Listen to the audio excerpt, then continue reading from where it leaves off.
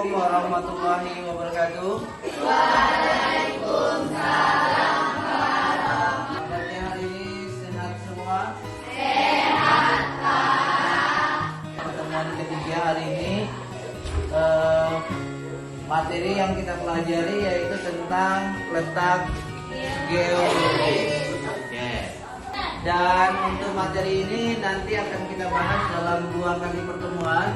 Nah, sebelum kita masuk ke pembahasan materi seperti biasa, silakan Ketua Kelas Bayu pimpin doa terlebih dahulu agar kegiatan pembelajaran hari ini bisa berjalan sesuai dengan apa yang kita harapkan. Kepada Ananda Bayu saya silakan. Letak geologis adalah letak suatu wilayah berdasarkan susunan batuannya. Ya, susunan batuan yang ada pada bumi, atau bisa juga dikatakan bahwa letak geologis adalah letak suatu negara dari keadaan batuan yang terdapat di dalam tubuh buminya. Dan ini sangat erat kaitannya dengan sistem pegunungan yang ada di Indonesia itu sendiri, di mana daerah Indonesia bagian barat dilalui oleh deretan pegunungan muda Mediterania, sedangkan Indonesia bagian tengah dan timur merupakan deretan pegunungan sirkumpasifik dengan sifat batuan yang asam. Nah, ini merupakan uraian dari letak geologis. Ya, maka dapat kita simpulkan bahwa letak geologis itu adalah letak suatu wilayah berdasarkan susunan batuan yang ada di dalam buminya. Nah, sehingga dengan letak geologis seperti ini mempengaruhi keadaan atau aktivitas masyarakat yang ada di Indonesia dalam kehidupan sehari-hari. Nah, di Indonesia sangat banyak daerah-daerah dengan gunung api aktifnya. Ya. Mulai dari Sumatera, kemudian Pulau Jawa, Bali, Nusa Tenggara, kemudian Pulau Sulawesi, Maluku, kemudian daerah wilayah bagian timur Indonesia yaitu Papua. Nah, di daerah kita ini adalah peta wilayah Kalimantan. Nah, ini tidak ditemukan titik gunung api aktif. Ada yang tahu kira-kira kenapa Pulau Kalimantan tidak terdapat gunung api aktifnya? Alasannya karena Pulau Kalimantan tidak dilalui oleh jalur pertemuan lempeng ini. Ya, ini namanya garis pertemuan lempeng. Nah, ketika lempeng ini bertemu pada satu titik, maka dampaknya adalah yang pertama menimbulkan gempa bumi.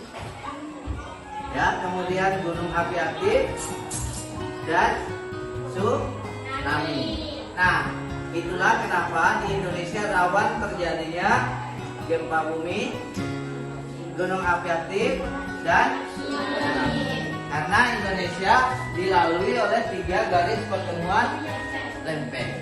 Nah, 3 garis lempeng ini, ya, pergerakan lempeng ini bertemu pada satu titik, maka akan terjadi tumbukan. Ya, akan terjadi tumbukan antara lempeng yang satu dengan lempeng yang lain. Ketika terjadi tumbukan, maka yang kita rasakan adalah berupa getaran. Nah, getaran itu yang dinamakan dengan gempa bumi. Nah, karena adanya getaran kemudian mendorong cairan magma yang ada di dalam perut bumi itu akan menyusup keluar melalui gunung api. Nah, makanya kenapa di gunung api itu ada cairan lavanya yang keluar? Itu dari mana? Itu berasal dari dalam bumi, ya. Karena di inti luar permukaan bumi kita itu ada yang namanya cairan pijar magma. Nah, cairan pijar magma itu ada di dalam perut bumi.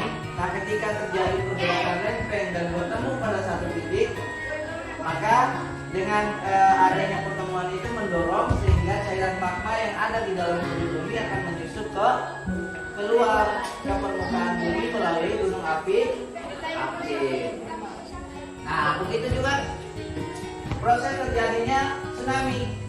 Ya, ketika tumbukan antar lempeng tadi, tabrakan antar lempeng tadi terjadi di daerah samudra, ya, atau daerah perairan laut, maka yang terjadi adalah getaran yang ada di dalam laut, air laut tadi. Nah, ketika adanya getaran di dalam di daerah perairan laut, maka mendorong terjadinya tsunami atau gerakan pada air laut itu.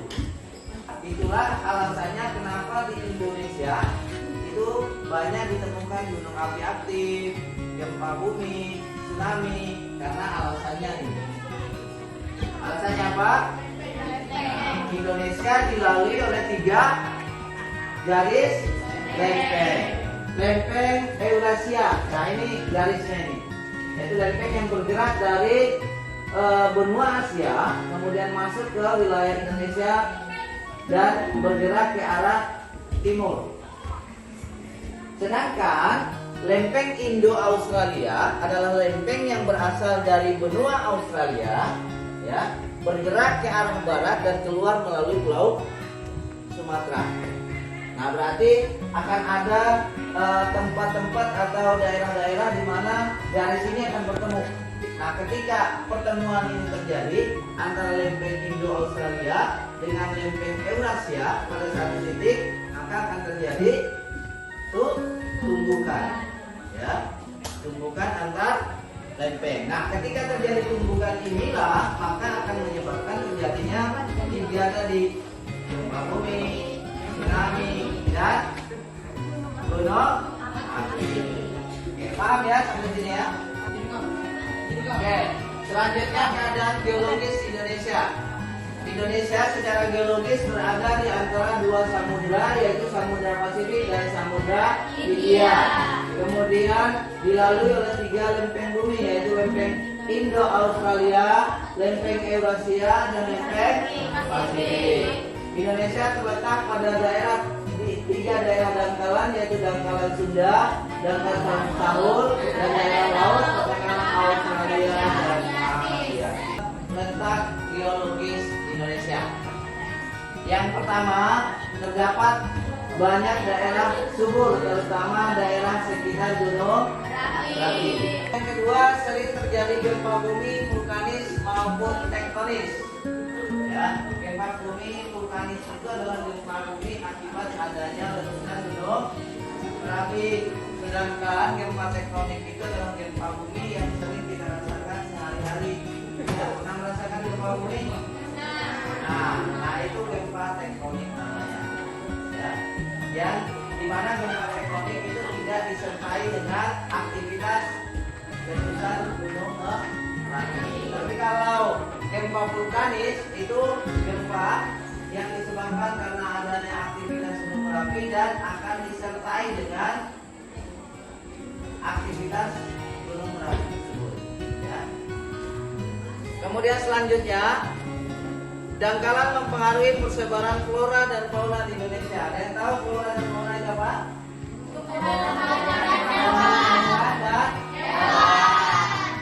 Fauna di Indonesia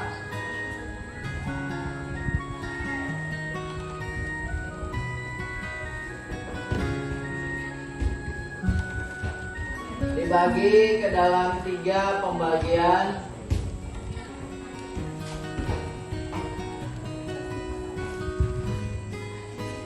wilayah. Pertama, namanya fauna apa tadi? Asiatis. Daerahnya apa saja? Sumatera,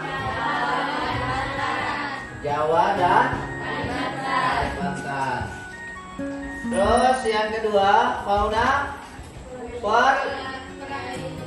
peralihan. Daerahnya Sulawesi, Bali, dan Nusa Tenggara. Tiga, fauna Australis. Daerahnya Kepulauan Maluku, dan Papua. Ya. Ada yang tahu jenis fauna yang ada di Papua apa saja? Burung cendrawasih. Nah, itu salah satu contoh fauna Australia. Tangan dulu untuk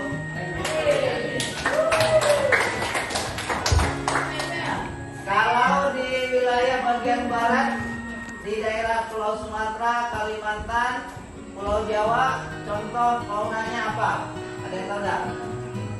Atau contoh kecilnya di daerah kita?